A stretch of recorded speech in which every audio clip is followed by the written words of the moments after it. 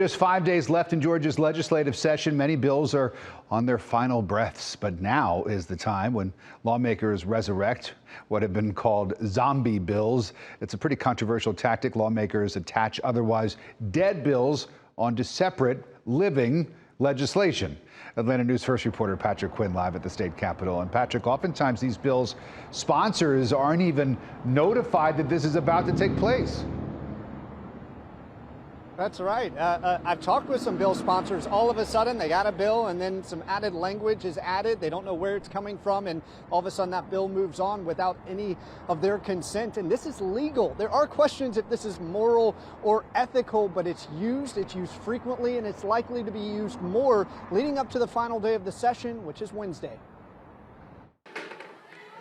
The Southeast Georgia Soapbox Derby in Lyons could soon be the official Soapbox Derby for the state of Georgia. I'm very happy for the people of Lyons. But this Derby designation in Representative Lisa Hagan's House Bill 237 was stopped in its tracks without any notice when Lieutenant Governor Burt Jones hijacked Hagan's bill and resurrected his otherwise dead sports betting bill, inserting it into Hagan's legislation. When you hijack a Soapbox Derby and put sports betting on the back of it, every person that was on the fence in the state of Georgia has just now picked a side of the fence. This move of hijacking bills and bringing back from the dead these so-called zombie bills is legal in the state constitution. As long as it's in the same general part of the Georgia code, you can make these kinds of substitutions. And it happens more than you think, with wide-ranging impacts. Just a year ago, in the final minutes of the session, lawmakers hijacked a bill about divisive concepts in classrooms and injected language allowing schools to ban transgender girls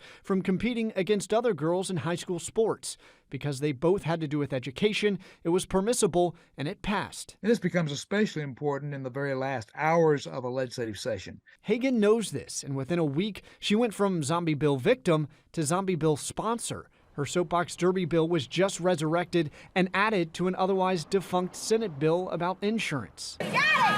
With zombie bills, Hagan knows no bill is ever completely out of the race. It's part of the process, for better or for worse.